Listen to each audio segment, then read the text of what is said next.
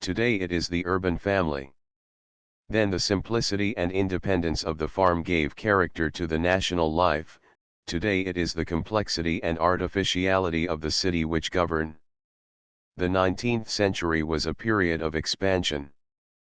Particularly in the earlier part of it was the subduing of new land, the fundamental consideration of national development. This was the period of internal improvements, the building of roads and canals, and later of railroads. It was the adolescence of the American people. At such a period the great demand is for accessions of population, and it is no wonder that many of the writers of that day were frank in their demands for the encouragement of immigration. And even in the 30s and 40s, though the miserable shipping conditions and the large number of incoming paupers aroused a counter-current of opinion, still the immigrants found a logical place on the great construction works of the period, as well as on the vacant arable lands. This period is past. The labors of the typical alien are not now expended on the railroad, the canal, or the farm, but in the mines and foundries, the sweatshops and factories. The immigrants of today are meeting an economic demand radically different from that of a century or half a century, yes, we may say a quarter of a century ago. 342 This change is further exemplified by the increased concentration of population in cities which the United States has witnessed in the past century. In 1790 there were only 6 cities in the United States with over 8,000 population each, containing 3.4% of the total population. In 1840 the percentage of population in cities of this size was still only 8.4. But in 1900 there were 545 cities of over 8,000, counting among their inhabitants 33.1% of the total population. In other words, the ratio between city and country dwellers, taking the city of 8,000 as the dividing line, has changed from 1 to 28 in 1790 to 1 to 2 in 1900. At the same time the average density of population of the country as a whole has increased from 3.7 per square mile in 1810 to 10.8 in 1860, 17.3 in 1880, and 25.6 in 1900. Hand in hand with these changes has come a sweeping change in the scale of production, which must have an important bearing on the immigration situation. The early immigrants, to a very large extent, came into more or less close personal relations with their employers, often working side by side with them on the farm or in the shop. Now foreigners are hired by the thousands by employers whom they perhaps never see, certainly never have any dealings with, the arrangements being made through some underling, very likely a foreigner himself. Working all day side by side with others of their own race, or of other races equally foreign, and going home at night to crowded dwellings, inhabited by aliens, and with a European atmosphere, the modern immigrants have but slight commerce with anything that is calculated to inculcate American ideas or contribute any real Americanizing influence. Mention of the declining native birth rate in the United States had already been made, Chapter 11, with some consideration of the causes thereof. The fact needs to be called attention to in this connection as another element in the changed aspect of immigration. It is unfortunate that our census figures do not give us positive data as to the respective birth rates of the native-born and foreign-born, so that we have to rely upon estimates. All of these estimates, however, agree that there has been a marked decline in the rate of native increase, though the causes assigned vary. The population of the United States in 1810 was 1.84 times as great as in 1790, and that of 1840, 1.77 times as great as 20 years earlier. Since the immigration during all this period was relatively slight, this increase may be taken as representing a very high native birth rate. In 1900, in spite of the large element of foreign-born with a high birth rate then in the country, and the large immigration of the previous 20 years, the population of the country was only 1.52 times as large as in 1880. This must represent a tremendous fall in the native birth rate. Mr. S. G. Fisher has estimated that the rate of native increase by decades has fallen from 33.76% in the decade ending 1820 to 24.53% in the decade ending 1890. Some eminent authorities, as previously mentioned, are of the opinion that at the present time the native population of parts, if not the whole, of New England is not even maintaining itself. Thus our present immigrants are being received by, and are mingling with, a people, not vigorous and prolific as in the early days, able to match the crowds of aliens with a host of native-born offspring, but weak in reproductive power, and constantly decreasing in the ability to maintain itself. In this connection it is significant that during the last intercensal decade the total foreign-born population increased 30.7%, while the native-born population increased only 19.5%. This fact, in connection with the high birth rate of our now large foreign-born population, puts a new face on the question of the elimination of the native stock. There yet remains to be considered the matter of the quality of immigrants today as compared with those of past generations. In regard to this but little can be said in the way of positive declarations. Quality in an immigrant is a very uncertain matter, and differs according to the individual point of view and prejudices. What may seem to an employer of labor high quality in an immigrant may appear quite the reverse in the eyes of a minister. With the facts of immigration in mind, each student of the question must determine for himself whether the quality of our present immigrants compares favorably with that of earlier groups. There is, however, one consideration to which attention should be directed when examining changes, which has materially altered the character of immigration. This is the selective influence of the act of immigration itself, upon those who are to come. It used to be the prevailing idea that the immigrant represented the better individuals of his race or class, that he was more daring, energetic, or enterprising. Traces of this notion are still very common. 343 There was, moreover, a great amount of truth in this view during earlier periods of immigration. Many of the migrations of 2 or 3 centuries ago were inspired by religious or political motives, or very often by a combination of the two. Such was the exodus of the Huguenots from France, of the Palatines from Germany, the Puritans from England, the Scotch-Irish from Ireland. In such cases as these, emigration implies strength of character, independence, firmness of conviction, moral courage, bravery, hatred of oppression, etc. Motives such as these played no small part in immigration movements even as late as the middle of the 19th century. More than this, it is doubtless true that the earliest immigration from any region at any time involves a certain degree of ambition, independence, courage, energy, forethought, all of those characteristics which are required in the individual who forsakes the known for the unknown, the familiar for the untried, the stable for the unstable, the certain though hopeless present for the hopeful but uncertain future. Such were the early immigrants to this country from every land, not North European alone, but South European. They possessed something of the intrepidity and daring of pioneers.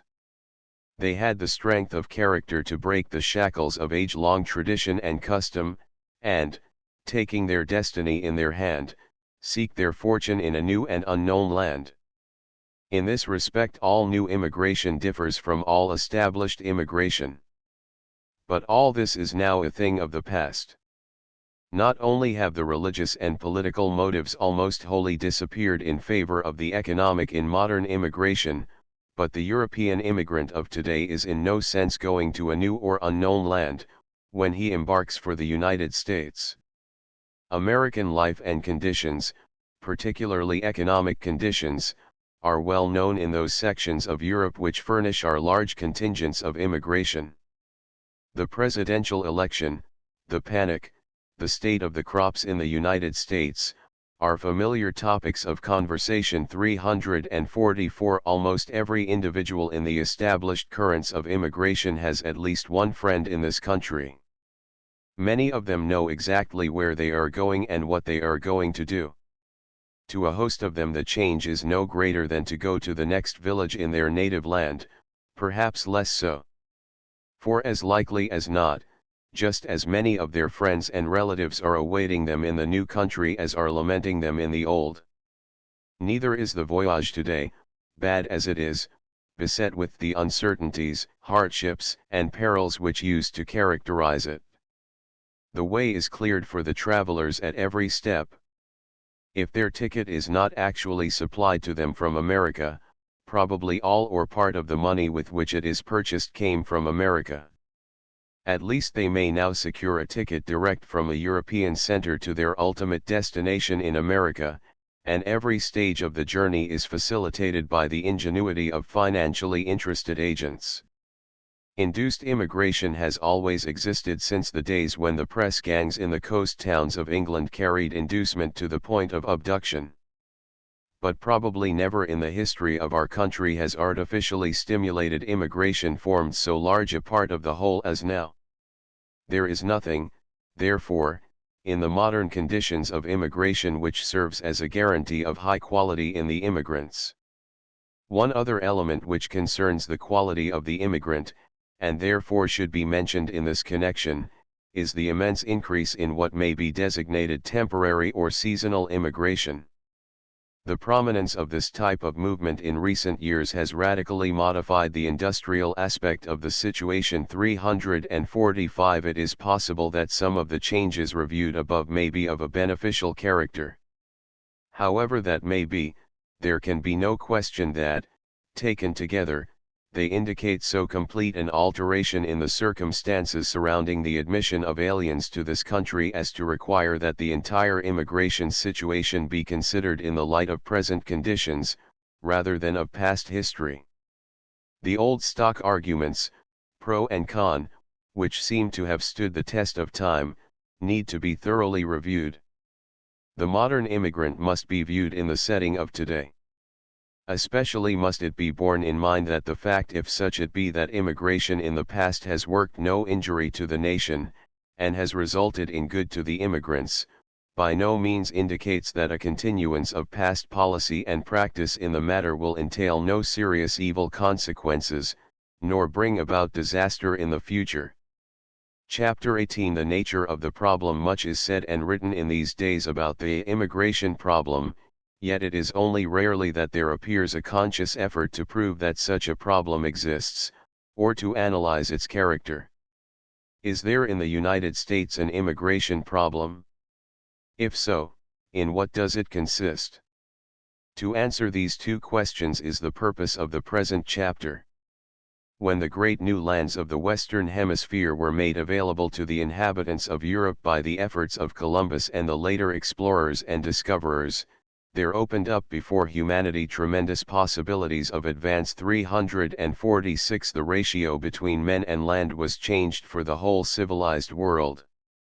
An enormous area of fertile country was presented to the nations of Europe, by which the operation of the Malthusian principles was checked. Peoples who had reached the saturation point of population in Europe were given the opportunity to utilize their acquired arts in a virgin and practically uninhabited region. On account of the difficulties of transportation, and the consequent slow settlement of the New World, the results of this great alteration were only tardily developed. In many ways the entire progress of civilization during the 19th century is the outward expression of the transformation in conditions which then took place. So far as the human mind can anticipate, nothing of a similar nature can ever happen again on this earth. To the people of the new nation of the United States, as the possessors of the most favored portion of this new territory, was instead the responsibility of utilizing its marvelous resources, not only for their own advantage, but for the securing of the greatest and most permanent amelioration of the living conditions of the whole human family. It was not to be expected that our forefathers should have completely recognized the full significance of this responsibility, nor have undertaken the administration of it with a degree of scientific wisdom which they did not possess. Their past experience of bad political systems enabled them to frame a plan of government which has held the admiration of all civilized people down to the very present. In the utilization of the material resources of the country, however, they had no past experience to serve as a guide. No other civilized people within the compass of human history had been entrusted with such a profusion of virgin resources, absolutely open to exploitation.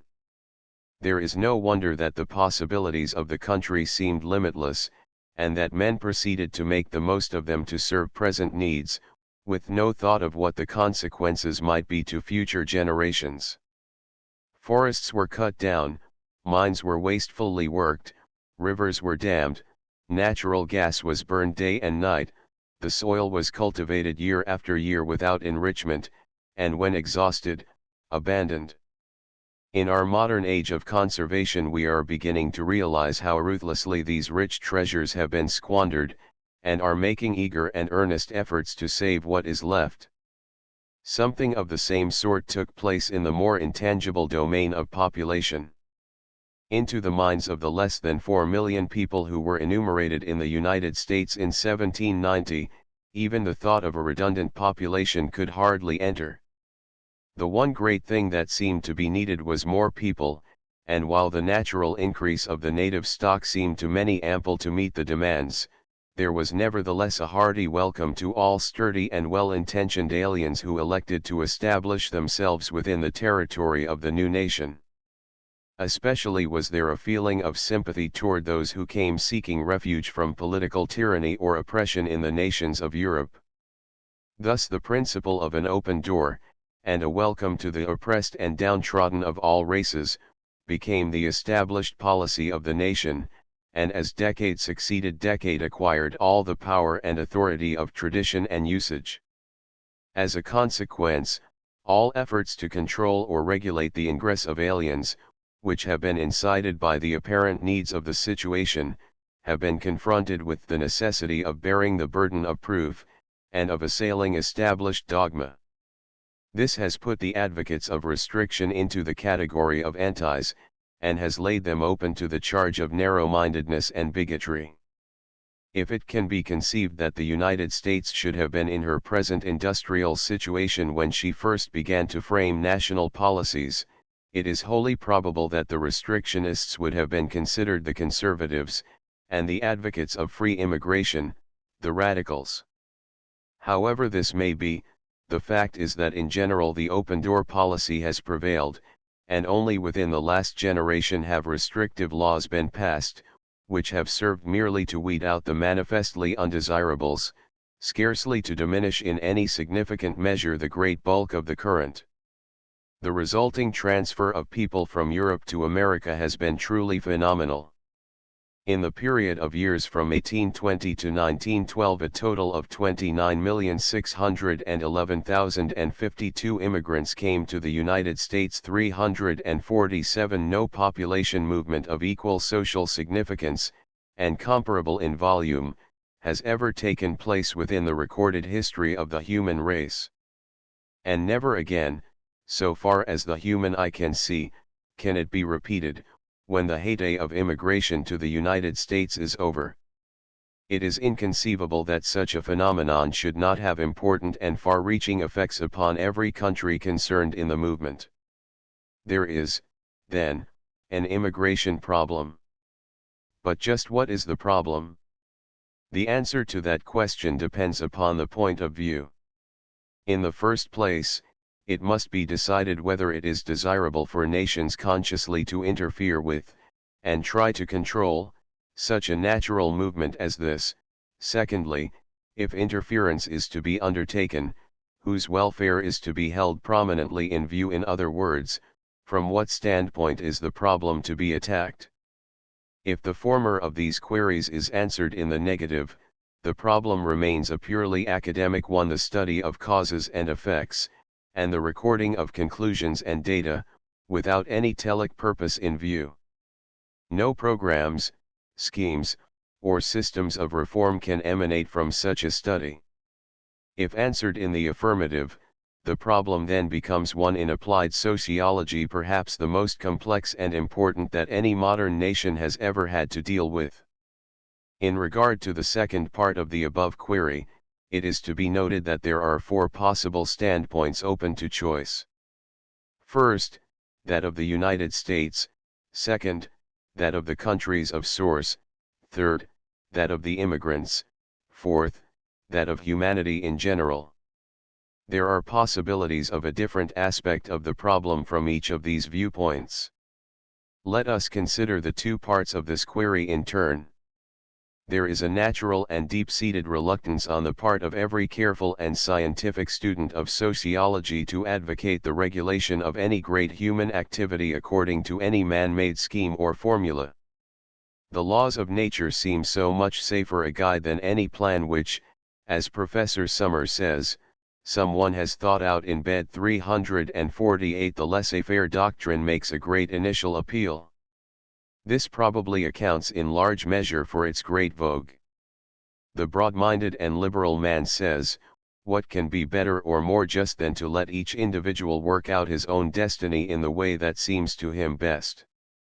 Particularly does such a tremendous movement as modern immigration inspire the student with feelings of reverential awe, rather than a desire to intermeddle.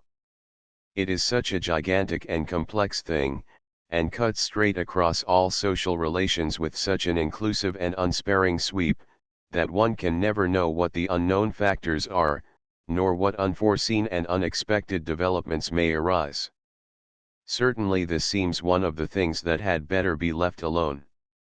But as we look at the world around us, we realize that the doctrine of laissez-faire has proved inadequate to meet the conditions of modern industrial life, and has broken down under the strain. 349. We realize that self-interest, even enlightened self-interest, is not the safest guide for the individual or for the race.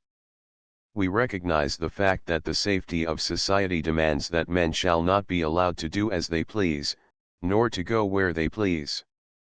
The law places many restrictions upon the free movements of men.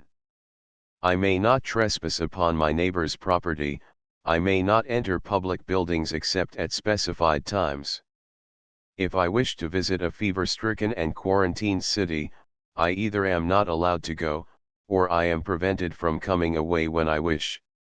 These are familiar and trivial illustrations, but they emphasize the fact that complete laissez-faire is impossible under present conditions. In fact, probably always has been. A host of other instances of social legislation, pure food laws, trust regulation, etc., might be invoked to establish the point, were it necessary. The whole series of immigration statutes, increasing in severity from 1882 down to the present, are evidence of the acceptance of this principle with special relation to immigration. The question is not, shall we have regulation or not, but how much and what kind of regulation shall we have? The doctrine of laissez-faire, per se, would have no greater weight as an argument against complete suspension of immigration than it would have against the exclusion of contract laborers. If the personal inclinations of the individual lead him to prefer to regard the immigration problem in the strictly academic light, no fault can be found, but the denial of the propriety of suggesting plans of control, the demand that the immigrants be let alone, represents an obsolete point of view. Any amount of regulation, which proves necessary to safeguard the interests of society, can be justified in the light of modern opinion and practice. Furthermore, it is to be observed that immigration will not be let alone. It has already been demonstrated that the immigration of today is not in any sense a wholly natural movement. It is stimulated at the outset, partly by disinterested friends and relatives, partly by purely selfish transportation interests. It is subjected to various controls all along the way. After the immigrants reach this country, they are often, for a long time, in almost complete subjection to the padrone, the contractor, or the importer. Once again, the question is not, shall immigration be a natural and uncontrolled movement or not, but shall it be controlled by greedy, selfish, and unscrupulous individuals, or by a well-intentioned government? For the rest of this book we shall take the position that the immigration problem is one of applied sociology, and that immigration is a proper subject for government control, by such means and to such an extent as the most careful and scientific study shall warrant. Most problems in applied sociology have to do with interests, certainly the problem of immigration does. Having answered the first part of our query in the affirmative, the problem now expresses itself thus: how shall the movement of aliens from foreign countries to the United States be so controlled as to further the best interests of somebody? But of whom? This is the second part of our query. It is manifest that the United States, the countries of source, the immigrants, and humanity in general all have interests which may be affected by immigration, that these interests are not always harmonious or correlative, but that they may be, and in some cases must be, in direct opposition to each other. Anyone who has opinions on the subject must make it plain, to himself at least, which of these interests he regards as paramount, which of these standpoints he proposes to assume. Many of the popular arguments on the question have been confused by the unconscious effort to take two or more of these viewpoints at once. Each of these viewpoints is legitimate, and has arguments on its own side, and no one should be blamed for choosing any one. Evidently the fourth is a sort of summation and balance of the other three. It will be profitable to consider the first three in turn. We shall then be prepared to take the point of view of the welfare of humanity in general. What, then, are the arguments for and against immigration from the point of view of the United States?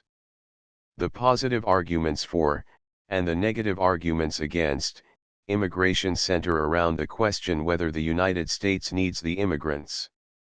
The positive arguments against, and the negative arguments for, immigration have to do with the claim that immigration injures the United States.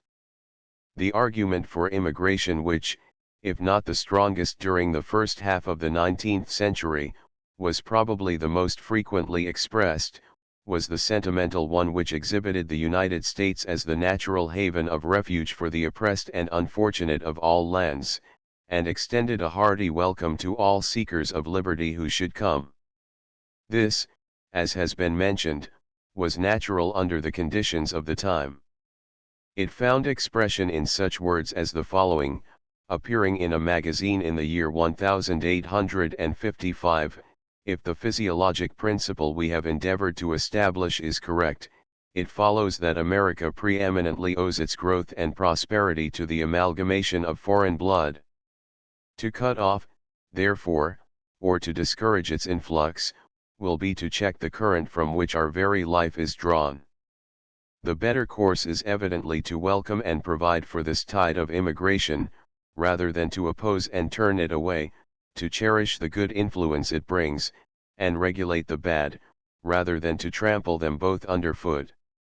What, though the population which is annually cast upon American shores is all of the filthiest and most degraded kind? The farmer might as well complain of the black and reeking soil into which his seed is dropped, as the statesman of such materials as these. Let us welcome the houseless and the naked of every land to American shores. In the boundless forests of the North and the South there is room to make a home for them all.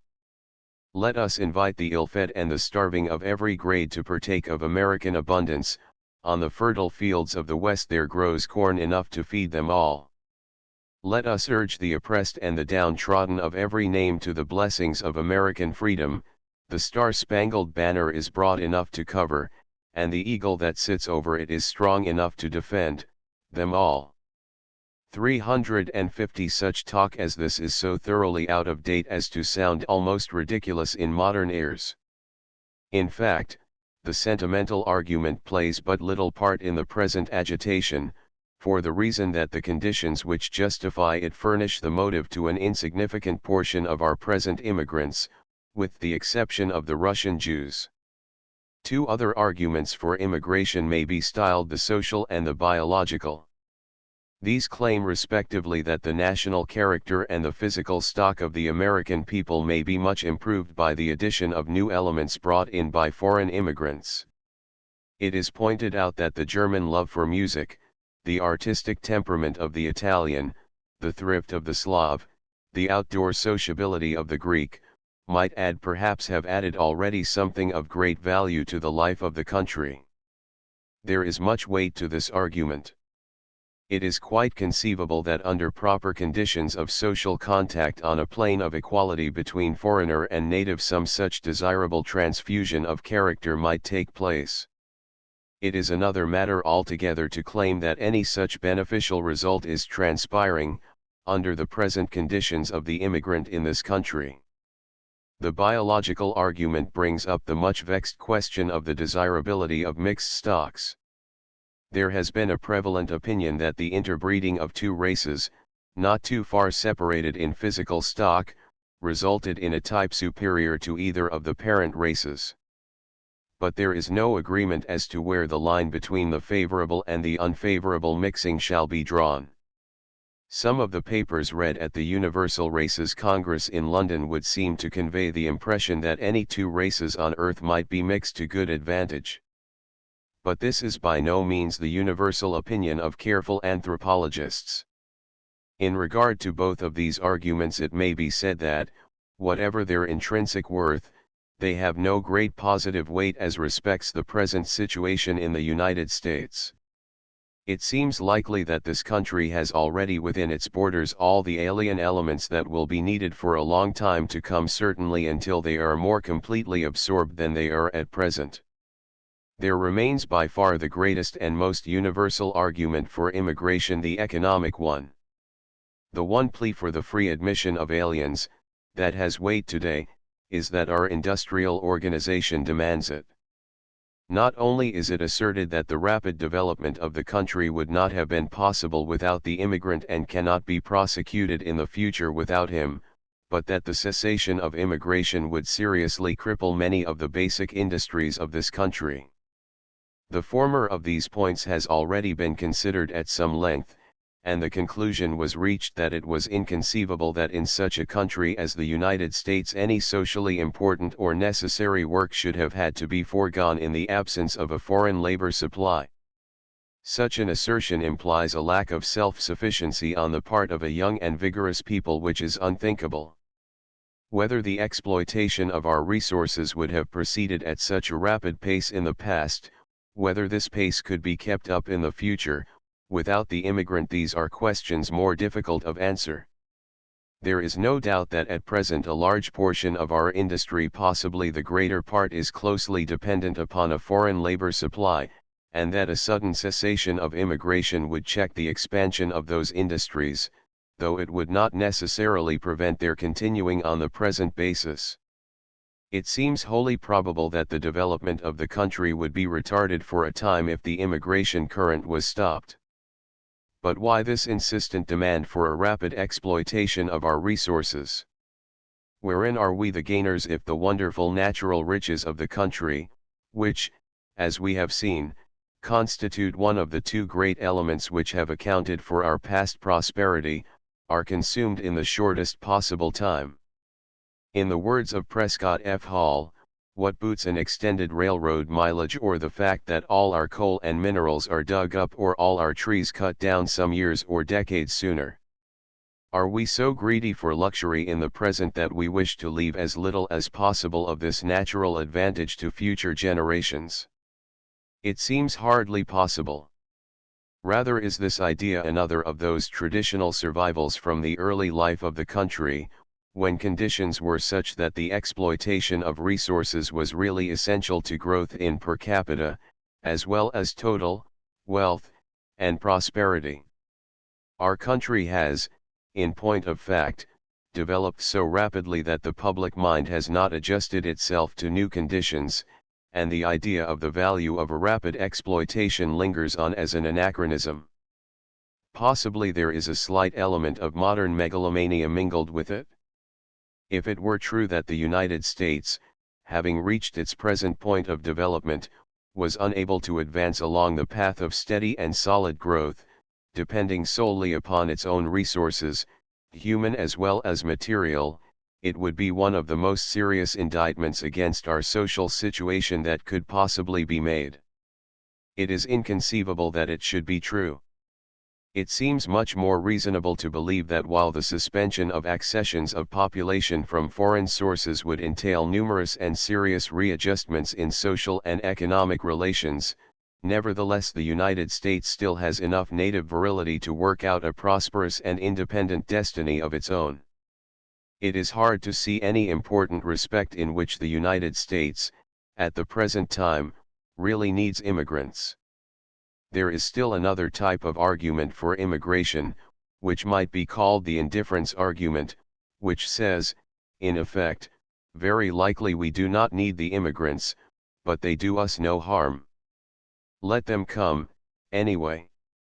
The answer to this throws the burden of proof upon the restrictionist, and makes it incumbent upon him to show that immigration really injures the United States.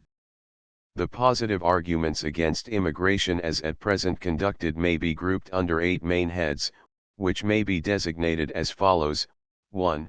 The numbers argument, 2. The distribution argument, 3. The standard of living and wages argument, 4. The pauperism and crime argument, 5. The stimulation argument, 6. The illegal entrance argument, 7.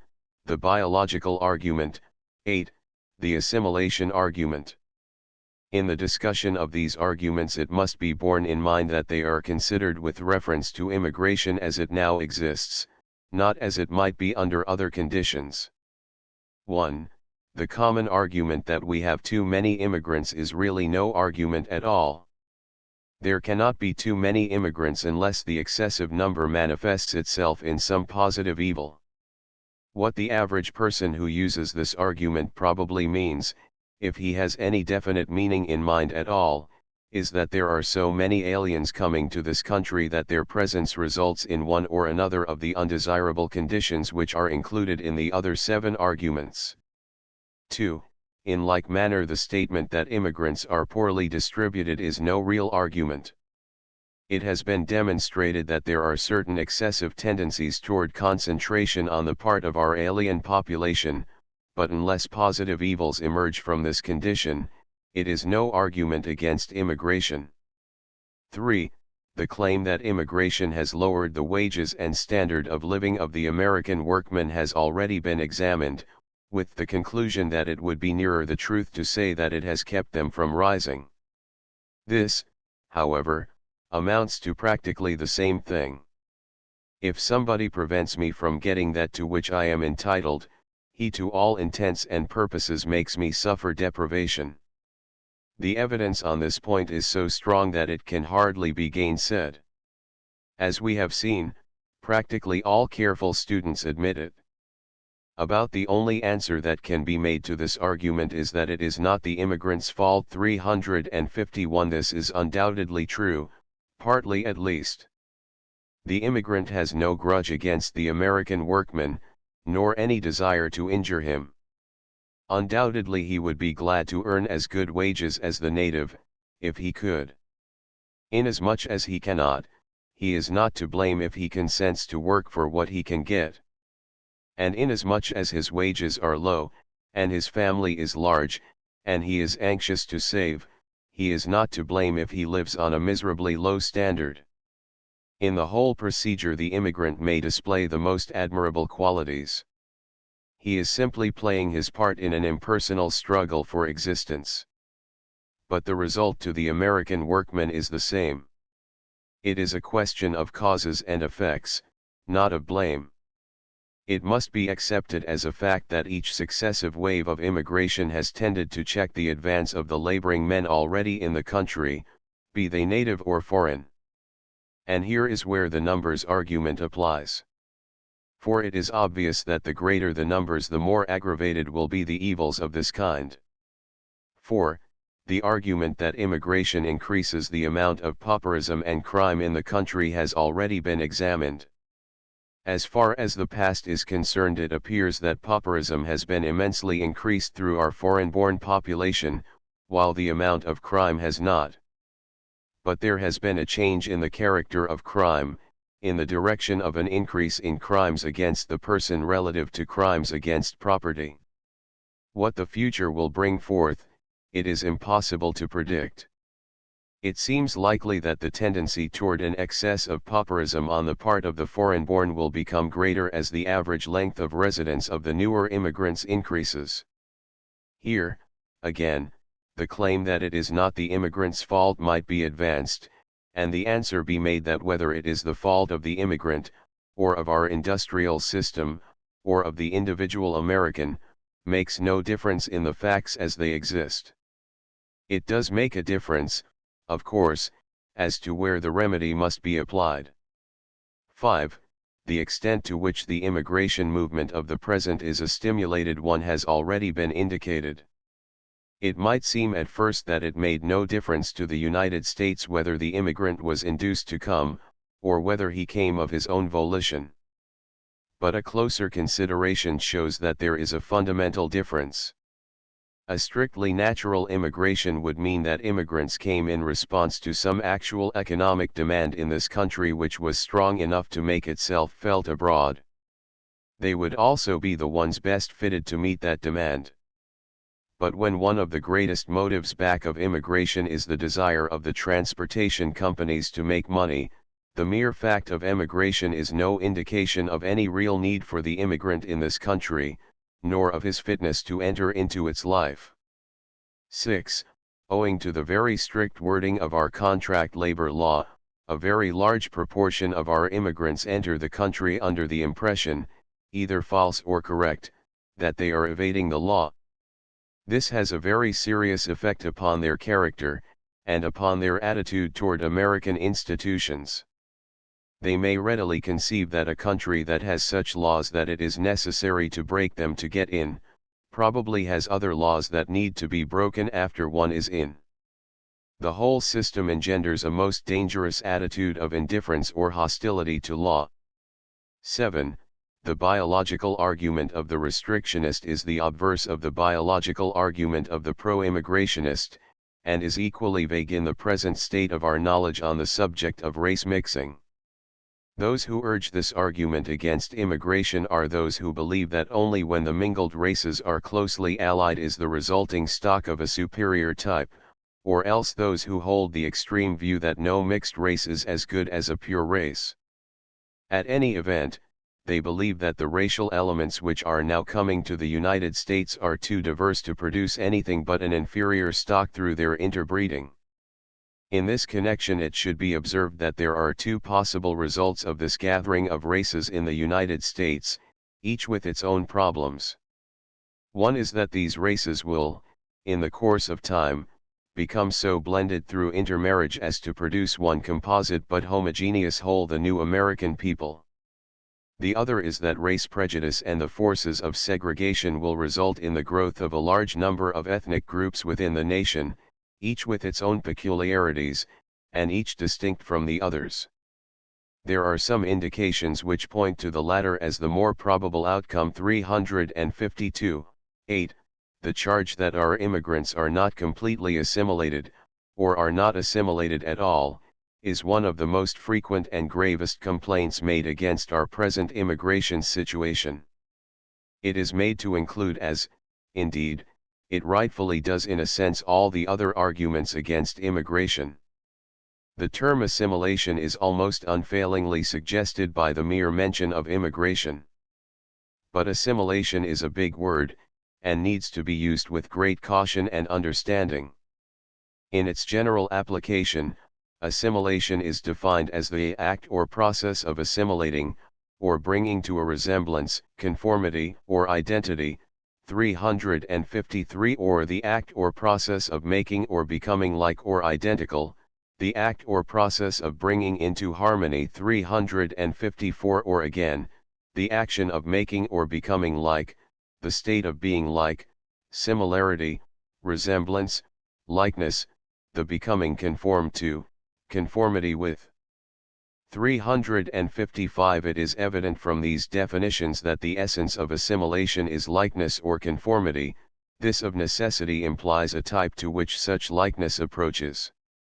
It appears that it would not be incorrect to speak of assimilation when there is nothing more than resemblance. It seems equally clear that complete assimilation involves identity. This is particularly evident in reference to the special application of the term, which is the one generally in mind when it is used, viz. the assimilation of food in the body. In this sense, the process is described as the reformation of biogen molecules by those already existing, aided by foodstuffs. 356 It is this physiological analogy which underlies the term assimilation when applied to population, and the whole matter may be best understood by keeping that analogy in view. When nutriment is taken into the system of a living organism, it passes through certain processes by which it ultimately becomes an integral part of the physical body of that organism. It is then said to be assimilated. Every suggestion of separate origin disappears, each new constituent entering harmoniously into relation with the others, new and old, and fulfilling its own functions. While it is true that certain food elements contribute particularly to certain portions of the organism, yet the whole is a coordinated unit. Any portion of the food which created disturbance with reference to the body would not be said to be assimilated. This is only an analogy, and analogies are dangerous if used as arguments. But it may contain a helpful suggestion. Transferred to the field of population, it means that true and complete assimilation of the foreign elements in the United States involves such a complete transformation and unification of the new constituents that all sense of difference between the new and the old completely disappears. The idea of a type, into conformity with which the new elements must be brought, is here present also. In the case in point, this is manifestly the American type. Just what this is, it might be difficult to say. Some writers appear even to question its existence. But the very idea of assimilation presupposes a type. In general terms, this type in the United States is the Native American.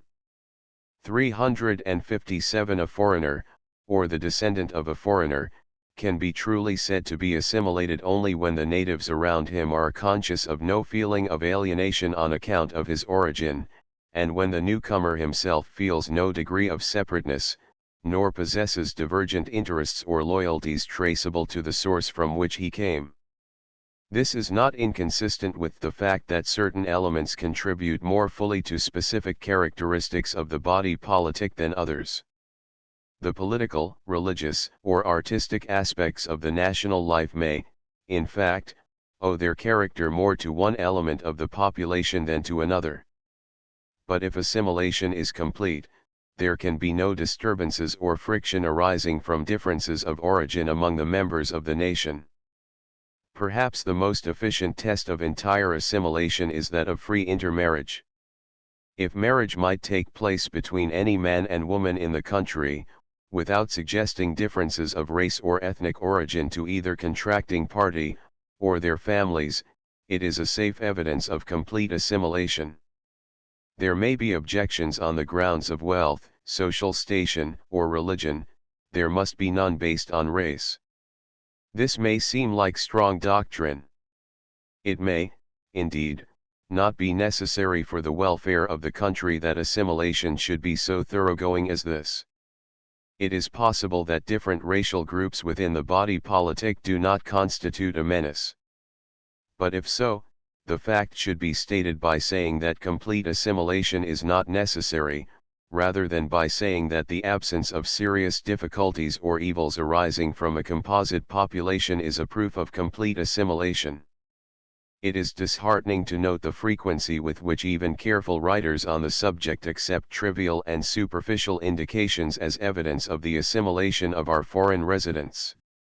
The wearing of American clothes, the laying of carpets on the floors, the abandonment of sleeping in the kitchen and taking large numbers of boarders, the use of better food, and most of all the knowledge of English are taken as proofs of assimilation.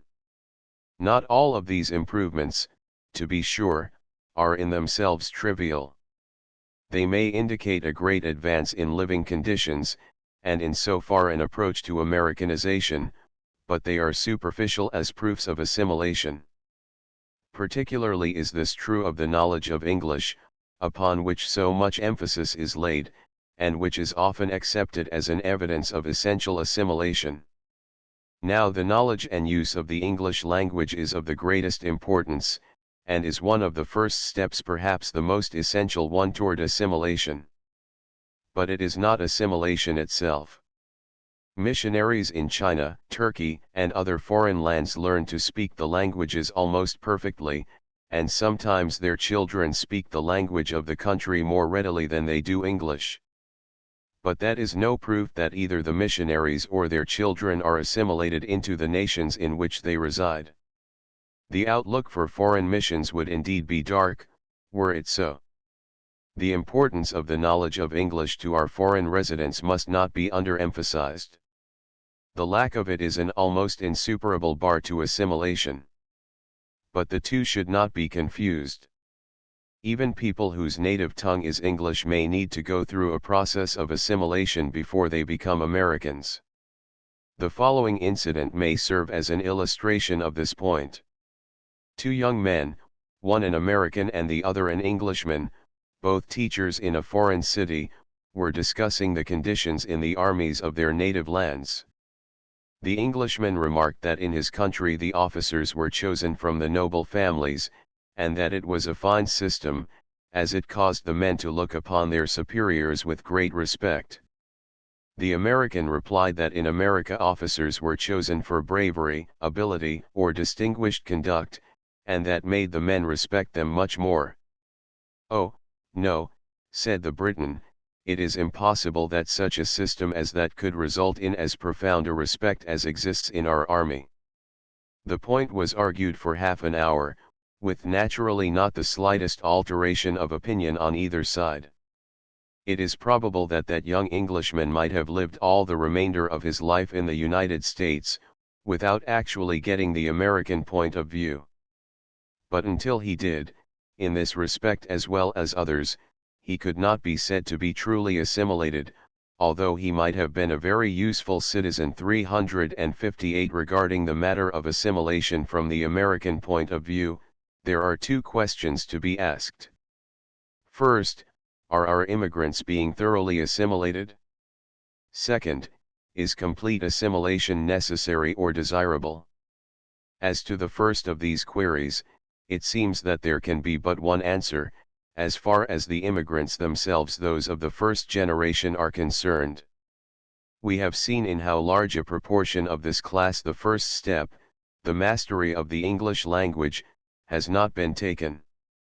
In the various other conditions of life, which we have studied, it is apparent that a large part of the foreign-born are very far from American standards. With length of residence, an approach to Americanization is made. Yet it is very doubtful if it is possible for even the most exceptional adult immigrant, from the southeastern European races, at least, to become thoroughly assimilated in his lifetime. The barriers of race, set for the most part by Americans, can hardly be broken down. The immigrant is still an Italian, or a Slav, or a Greek, as long as he lives, and Americans regard him as in a measure a stranger, no matter how cultivated, or wealthy, or broad-minded he may be. The mental habits, also, which are the result of long race inheritance, are very deep-seated, and can hardly be altered even after a long residence in a foreign country. 359 Assimilation for the adult means the abandonment of one set of mores and the adoption of another. But the mores of a race become too thoroughly ingrained into individual character and thought to be subject to complete revision in a changed environment, even under the most favorable circumstances. And when attention is directed to the slums, the question of assimilation becomes almost a mockery. These matters are so obvious as to be almost an axiom, and even the adherents of the liberal policy of immigration have come to lay little stress in their arguments upon the assimilation of the first generation. The attention of all is turned to the children of the foreign-born, the immigrants of the second generation. Judged by the superficial tests upon which reliance is generally placed, the native-born children of foreign parents seem to be very well assimilated. They wear American hats, clothes, and shoes, they speak English, they are as literate as the offspring of native parents of the same social class, they play American games when they are young, and engage in American business when they grow up. In the words of Professors Jenks and Locke, speaking of the foreign races in the larger cities, their children differ little from those of the American-born, unless they are brought up throughout their childhood in the race colonies, a weighty exception 360. But are they really assimilated? Are the tests which have been enumerated above fulfilled? This is a matter worthy of the most serious consideration, and very difficult of determination, withal. It is a very hopeless task to attempt to decide upon the degree of assimilation of any group on a statistical basis. Statistics which might give light are meager and unreliable, and it is not a matter which lends itself well to such treatment at best. In many of the statistics which might be appealed to, the second generation of immigrant is included under the general head of the native-born, and sometimes gives that class a more unfavorable appearance than it would otherwise present. As far as the statistics of criminality and tendency to pauperism are concerned, the native-born of foreign parents appear to be the most troublesome class in the population. They seem to have earned an unfortunate reputation for lawlessness, although their crimes, as the Immigration Commission has pointed out, tend to resemble those of the native element in character. But these things alone are not sufficient tests of assimilation. We need to know whether in their mental processes, in their attitude toward life, and in their position in regard to political or moral questions, there linger peculiarities traceable to their foreign origin. We need to know whether their neighbors, of the old American stock, think of them as different from themselves, because of race. We need to know whether, in respect to international questions, their views are colored by inherited affiliations or prejudices. In regard to such considerations as these, it is impossible to make any positive and sweeping statements. It seems wholly probable that there are large numbers of the descendants of immigrants, particularly of the earlier races, who would measure up to the full standard of assimilation even by these tests. But it seems also beyond question that there are great bodies of immigrants of the second generation who are prevented from complete absorption into the body politic, if not by their own lack of adaptation, at least by the attitude of the representatives of the old American stock. It would be foolhardy to deny that, at the present time, there are immense unassimilated elements in our population, immigrants of the first or second generation, possibly even of the third. Every foreign American society, be it Irish, German, Italian, Slovak, or any other, whatever its aims and purposes, is a standing evidence of a group of people who recognize certain affiliations or loyalties which are foreign to the out-and-out American. The number of such organizations is legion, and the membership, if it could be reckoned, would reach an imposing total. The recent protests by Irish American societies against the production of certain plays by the Irish players, the German-American demonstration which broke up the peace meeting in Carnegie Hall on December 12, 1911, as well as the German-American meetings held 4 years previously to protest against the enforcement in New York of what was styled a Puritan Sunday, the discrimination of the Russian government against certain of our citizens, these and a host of similar events occurring from time to time emphasize the existence within this country of racial contingents which have not become indistinguishably blended into the American people. If, for any conceivable reason, the United States should be drawn into any European international complication, she would find that hosts of her citizens, as well as mere residents, displayed a divided allegiance, of which the preponderance might easily be on the side of some foreign nation. As long as such conditions as these prevail, it is idle to claim that assimilation is complete. Assimilation is a matter of the force of environment pitted against that of heredity. The protracted discussion as to the relative influence of these two factors continues unsettled. But the claim that the second generation of immigrants are thoroughly assimilated seems to deny the importance of either.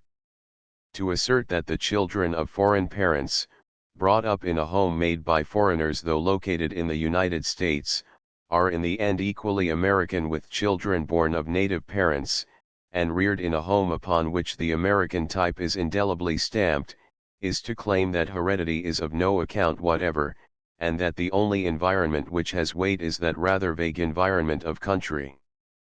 It is to say that a man's character is solely the result of the region in which he lives, without reference to either birth or breeding. It seems hardly credible that such an assertion should be seriously made. It is more likely that those who say that the children of the foreign-born are assimilated really mean that they are nearly enough assimilated for all practical purposes. Professor Franz Boas, in his study of changes in the bodily form of descendants of immigrants, which forms a part of the report of the Immigration Commission, and has attracted wide attention, lays much stress on the change in environment which follows immigration. He reaches the conclusion that there is a tendency manifest in the American-born children of immigrants to approach a common physical type in this country, and that this tendency becomes more marked as the mother's length of residence in the United States, previous to the birth of the child, increases. His main investigations are concerned with the head form, and have to do particularly with Sicilians and East European Hebrews. The cephalic index has always been considered one of the most permanent of race characters, but Professor Boas's figures seem to show that the naturally long-headed Sicilians tend to become less so in this country, while the relative length of head of the naturally brachycephalic Hebrews increases. The results reached by Professor Boas are somewhat startling, and challenge attention. It is to be hoped that they will be subjected to the most careful scrutiny by anthropologists qualified either to verify or to correct them. Until they have been thus tested, they can be accepted only tentatively. On the face of them they suggest certain weaknesses or limitations. In the first place, they are concerned with too few races, and too few individuals in each race, to justify general conclusions. Again, they are concerned almost wholly with persons under 20 years of age, who are naturally still in a plastic state. It would be much more significant if it could be shown that this tendency still persisted after the individuals were fully matured. Furthermore, the curves show a decided tendency to lose their regularity, and go to pieces, in the upper ages tabulated, either because there were too few individuals in those age groups to afford regularity, or because the tendencies actually diminish as age advances. Finally, it must be said that if the mere change of residence from Eastern Europe or Southern Italy to America is sufficient to produce a complete change of head form in the offspring, it can only mean that after all the head form is not such a permanent race character as has been supposed, and really has little significance. Certainly we should avoid such sweeping deductions from this study as Professors Jenks and Locke make in the statement, if these physical changes are so great, we may well conclude that the whole mental and even the moral constitution of the people may also rapidly change under the new conditions. 361 It will not do to assume, as is sometimes done apparently, that mere residence in the United States is enough to make Americans of foreign immigrants or their children. America is something more than merely a section of the Earth's surface. It is a set of standards, customs, ideals, institutions, mores, embodied and personified in a group of people. Like many other of the deepest things in life, they would be very hard to enumerate or describe, yet their existence is none the less sure. They are exemplified more completely in some persons than in others, and he who most thoroughly personifies them is the truest American. Historically, they have been associated with a certain physical strain, with which many of them appear to be inherently connected. Real assimilation means adoption into this spiritual inheritance. The only way it can be brought about is through close, intimate, constant association with those in whom it is embodied. The agencies of assimilation then, in addition to the physical one of race blending, are those things which further contact and association between the newcomer and those who are truly Americans. Professors Jenks and Locke give a list of such causes or influences 362. The list might perhaps be amplified, but as it stands it is an enumeration of forces which contribute to inter-race association. It is not essential that the influence of the American upon the immigrant be an intentional, or even a conscious, one. Many of the most powerful forces are unobserved. The foreigner is very much aware of the differences between himself and his American neighbors, and the laws of imitation work strongly. But to have these forces work, there must be contact. Under the modern conditions which surround the immigrant, this contact or association is all too often wholly lacking, or very meager. The entire life of many of our foreign-born and the youth of their children is spent in compact colonies, where, except for a few externals, the atmosphere is much more suggestive of the old world than of the new. The conditions of the old home are reproduced with the utmost possible fidelity, though often with the loss of much of the charm. So far as there is any social life, it is almost wholly confined within the boundaries of race. Even in the industrial life of today, as has been pointed out, there is practically no contact with Americanizing influences. It is really a wonder that the aliens are Americanized at all. When we stop to consider that in Massachusetts and New Jersey there are only 2 natives for every foreigner, and that many of these natives are of foreign parentage, we realize how slight are the chances for assimilation. It would be almost the task of a lifetime for 2 Americans to thoroughly Americanize a native peasant from a backward district of southeastern Europe, if they gave their whole time to it. The one great assimilative agency, which is continually cited as the hope of the coming generation of the foreign-born, is the American public school. It certainly is a tremendous force in the right direction, and its possibilities are immeasurable. Yet even the public school is not a panacea for all ills. It cannot take the place of both birth and home training. During the hours that the pupils are in school, a wise and tactful teacher can instill many of the principles of Americanism into their minds. But the means, good as it is not adequate to the end. And it is to be feared that under recent conditions even the public schools are losing some of the power in this direction that they once had. With the growth of localized colonies of a single race, or of several foreign races, the schools in many of our large cities are losing their American character, as far as the pupils are concerned, so that the immigrant child finds himself associating with others equally foreign with himself, instead of with children from American families. There is a story that in a certain New England city, of high scholastic traditions, an American lady determined to place her son in the public school, and on taking him down found that he was the only American child in that school. A Russian Jewess edged up to her and remarked confidentially, "Ain't it a shame, the way the Dagos are crowding in everywhere these days?" Furthermore, a very large proportion of the children of the foreign-born do not receive even such Americanizing influence as the public school exerts, because of the religious prejudices which compel them to attend parochial schools. Aside from the characteristics of the immigrants themselves, the positive forces which prevent or retard assimilation may be considered under 3 heads, viz. The indifference, love of wealth, and race prejudice of the older residents of the United States. As to the first of these, no elaboration is required. The attitude of those who are perfectly content to let things drift along as they will, without any care on their part, is too familiar and too well understood to need comment.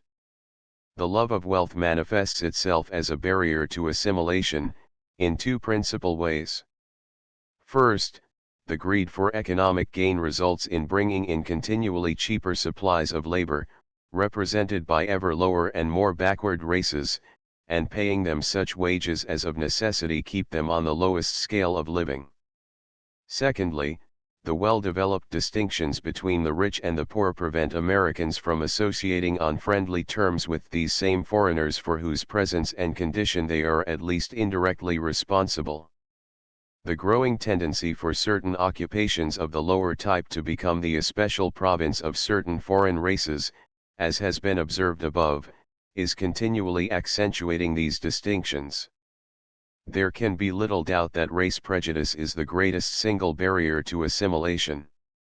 It is a disgraceful anomaly that the people of the United States, who preach and profess to believe in the doctrine of universal brotherhood, who have given political equality to the Negroes, who proclaim all men born equal, should in their lives exemplify the narrowest race prejudice.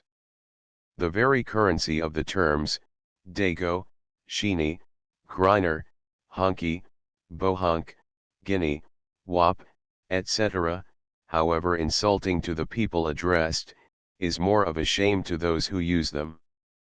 Many of the sincerest efforts toward a better understanding between races are thwarted by this feeling. Ministers who try to attract the foreigners to their churches find that their old parishioners do not wish to associate with them, though quite willing to foot the bills, and do not wish their children to mingle with them in Sunday school. The fact that a certain perfectly natural fastidiousness contributes to this result does not in the least lessen the problem. All praise is due to such broad-minded persons as Professor Steiner and Miss Adams, who are doing all in their power to break down this barrier. But their task is a hard one. In addition to the race prejudice existing between Americans and foreigners, there is an even more bitter prejudice existing between various foreign groups, as has been mentioned already. This is also a most serious obstacle in the way of assimilation. One of the first to cry, "Down with the foreigners," is the Irishman 363. In this connection, it has been pertinently pointed out that it is possible for foreign races to become so far assimilated as to be in practical harmony with Americans, and yet to be seriously at variance among themselves. 364. It must be confessed that, under present conditions, the outlook for the complete assimilation of our foreign population, even in the second generation, is far from bright. Even Miss Balch's thoughtful and sympathetic chapter on assimilation, though written in an optimistic spirit, makes it plain that there are many and grievous difficulties, and leaves one with a somewhat gloomy feeling at the close. Professor Sumner used to say that the United States had no claim to the name of nation, because of the diverse population elements, foremost among them the Negro, which it contains. Exception may be taken to so narrow a conception of the term nation. But there can be no question as to the fact that the problem of maintaining national solidarity is immeasurably complicated by the great variety of ethnic constituents with which the United States has to deal. There are, of course, countless institutions and agencies, of a benevolent or philanthropic nature, which are consciously working to assimilate the immigrant. Such are the night schools, the social settlements, the religious missions, the boys' clubs, etc. Conscientious efforts of this kind, when wisely directed, are worthy of the fullest commendation and support. But the extensive and valuable work they are doing must not be allowed to obscure the fact that such agencies, at best, can only touch the border of the problem. Just as philanthropy is inadequate to abolish poverty or to do away with the evils of factory employment, so it is inadequate to secure the assimilation of the immigrants in this country. Such immense problems can be met, if at all, only by profound and sweeping changes in the conditions of life. The whole aim of social legislation is to remedy the conditions of employment, and to regulate the relations between workman and employer, so as to reduce the need of philanthropy to a minimum. So it is vain to hope for the assimilation of the alien as a result of conscious, benevolent effort. The only possibility of accomplishing such assimilation is through such a change in the conditions of life of the immigrant, that Americanization will inevitably and naturally result from the unconscious and normal influences which surround him in the daily routine of his existence. In the event of failure of assimilation to the American type, there seem to be two possibilities, as mentioned above. 1. The development of a new, composite race, with a character all its own; the other, the growth of a number of separate racial groups in the same territory. There are some who regard the latter outcome as the more desirable of the two. 365 As to the question whether complete assimilation is desirable or necessary from the point of view of the United States, there is little ground for argument. If a person sincerely holds the opinion that neither of the two eventualities mentioned in the foregoing paragraph is unfortunate or undesirable, his opinion could hardly be changed by any amount of argument. Another individual, who believes that such an outlook, on the face of it, is ominous, is likely to remain of the same opinion still, no matter how much logic is brought up on the other side. The appeal to history is not fruitful, for two main reasons. First, it can be used equally by the adherents of either side. Montesquieu is often quoted as saying that the fall of Rome was due to the heterogeneity of its population, while on the other hand it has been asserted that the strength of Rome, as well as of all other great empires, was due to the mixture of population elements. Even from the very lowest sources. 366 The opposing camps in the mixed race controversy are evidently ranged on opposite sides of this question. Secondly, as has been pointed out, immigration is distinctly a modern movement, and history furnishes no parallels, but only more or less remote analogies. The opinion of the average American citizen, based perhaps upon prejudice or conviction, rather than reasoning or investigation, is probably that a certain degree of assimilation is essential to the welfare of the American nation, and that the nearer the approach to complete assimilation, the better. Any plan for regulating immigration, devised to meet the wishes of the American people, would probably have to proceed on this assumption. It is now necessary to take the opposite point of view, and examine this whole matter from the standpoint of the countries of source. What have been, what are likely to be, the effects of emigration upon those nations, and accordingly what is desirable, from their point of view, as respects the regulation of this great movement. Chapter 19 Other points of view. The effects of the immigration movement upon the countries of source are in a way much more simple than the effects upon the United States. None of the problems of race mixture, assimilation, varying racial inheritances, etc., are involved. They are confined principally to the three questions of the effect of the removal of parts of the population, the effect of the remittances from America, and the effect of the returned immigrant. But while simpler, these effects are perhaps none the less subtle than those in the United States, nor any less difficult of prediction, for in Europe, as in America, the effects of this great movement must be largely in the future. It is one of the corollaries of the Malthusian theory of population that a steady, regular emigration from a country has no power to check the rate of increase of population in that country. This opinion has been accepted by many leading students of social subjects from Malthus' day down to the present. In fact, the general idea was expressed as early as 1790 by an anonymous writer in that quaint old magazine, The American Museum.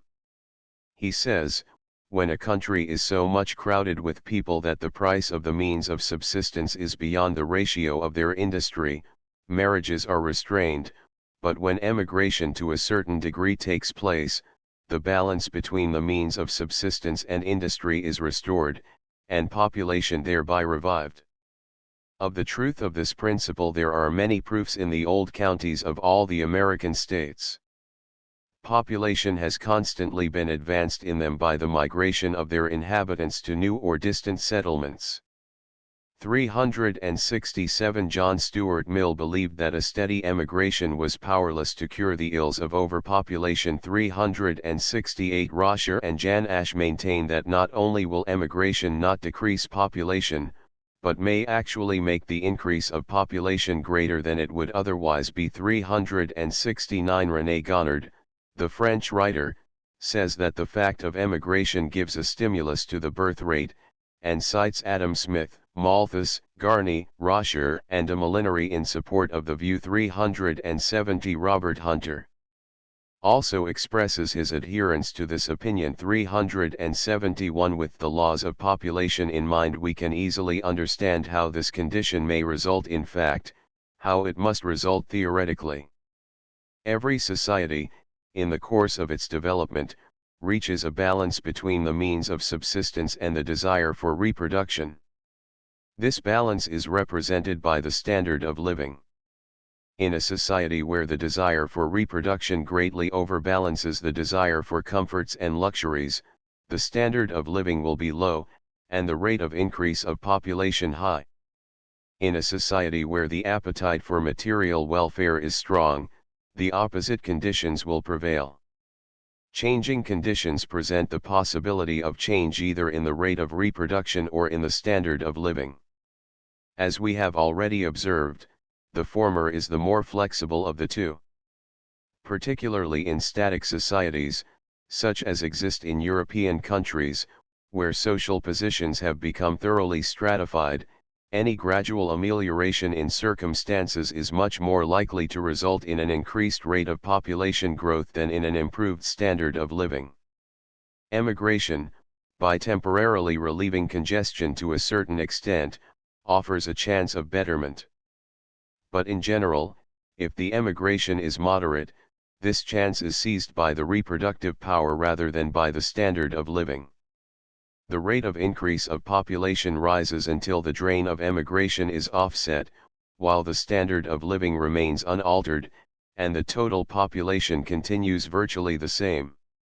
The very fact of emigration gives a sense of hopefulness to the people, and the knowledge that there is an ever-ready outlet for redundant inhabitants causes the population of the country to multiply more rapidly than it otherwise would. This is the result which must reasonably be expected to follow all regular and gradual emigration movements. On the other hand, while the withdrawal of a more or less uniform number of inhabitants, year by year, has no power to reduce population, and may actually tend to increase it, the opposite result may be achieved where there is such a sudden and extensive removal of people from a country, that those who remain feel a definite and profound lightening of pressure. This must be sufficiently immediate and widespread to produce a sudden and significant rise in wages or fall in prices. In such a case it may occur that, before the forces of population have had time to fill the breach, the people may have become accustomed to a somewhat higher standard of living, which thereafter they may be able and inclined to maintain. The peculiar sex distribution of modern emigration probably has the effect of increasing the possibility of reducing the population in the countries of source, out of proportion to the actual number of emigrants, just as it lessens the likelihood of increasing population in the country of destination.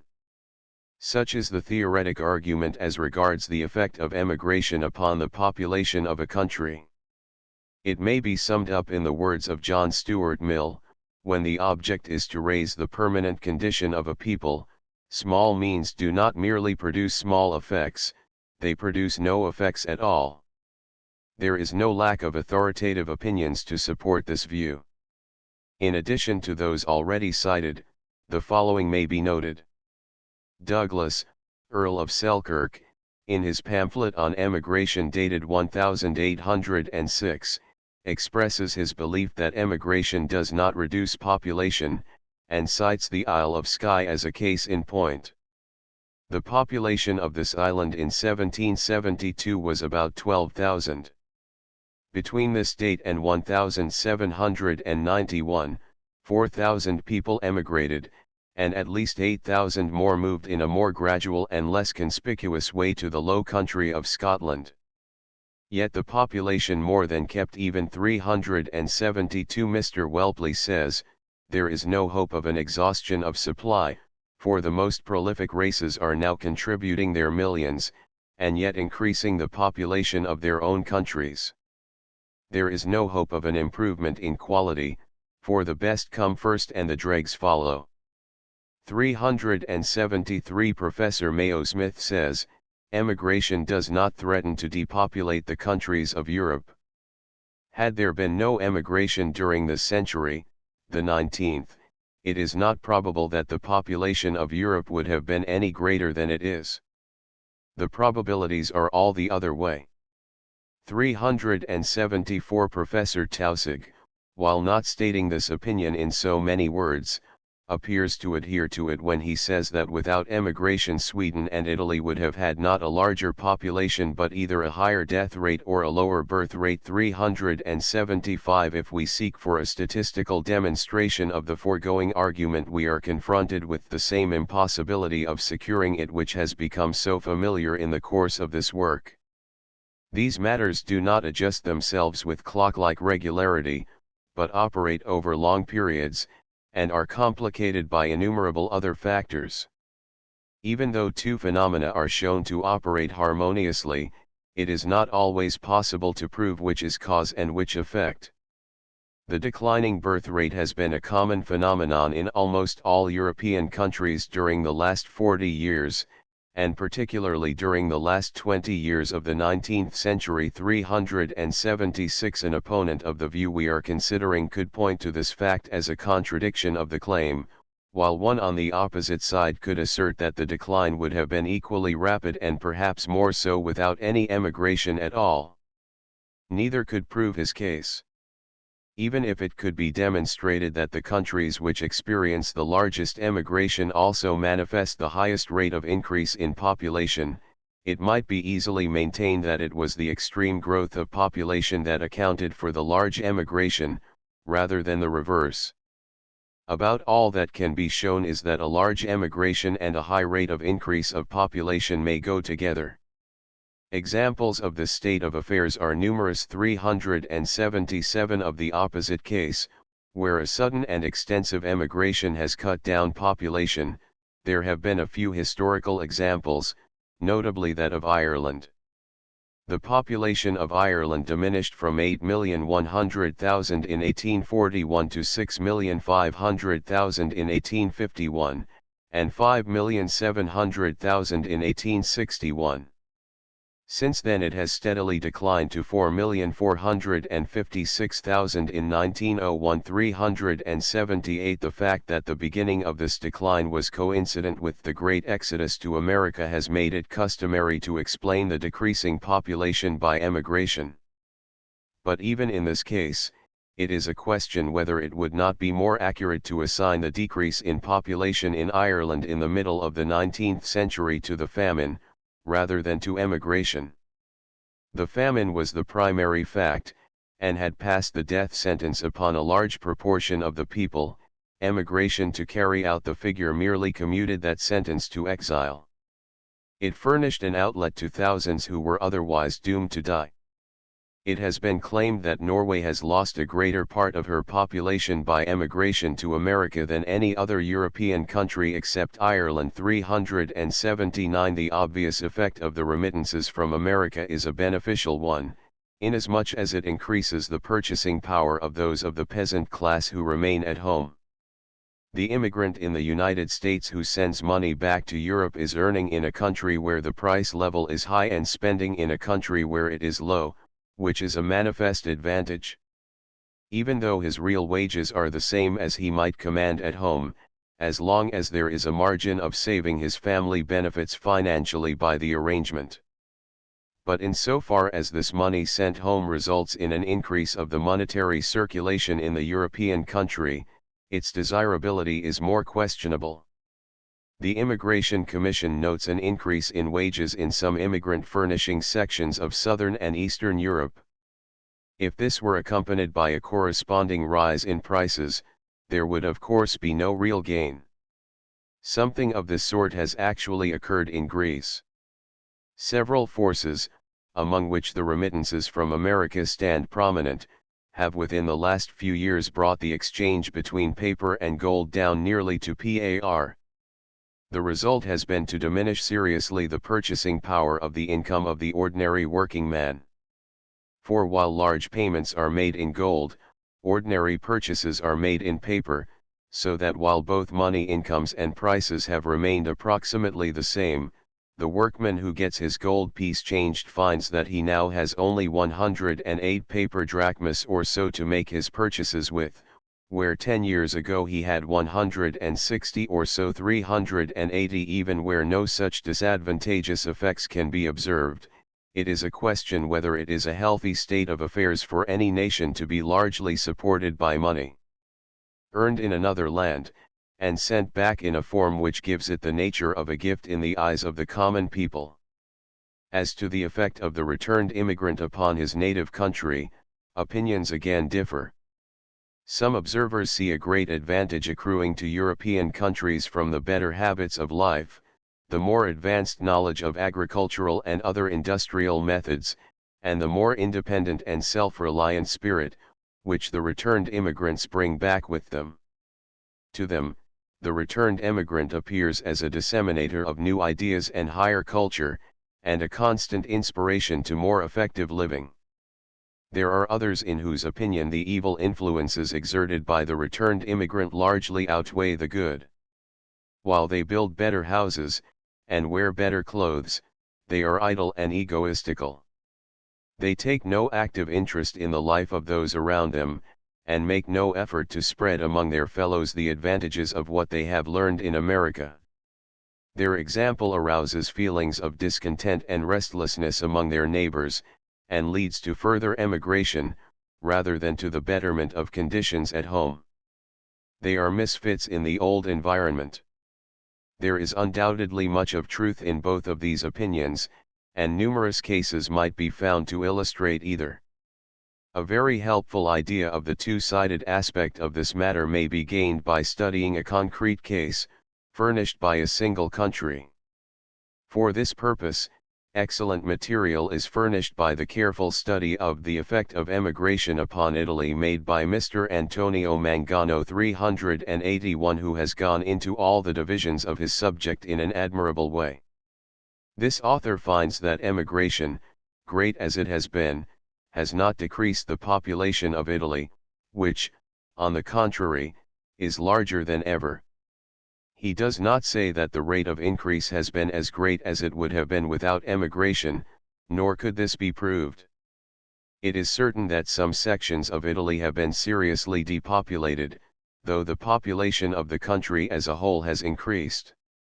It is quite possible that emigration from Italy at the present time approaches the sudden and sweeping type sufficiently so that it may actually check the rate of increase of population.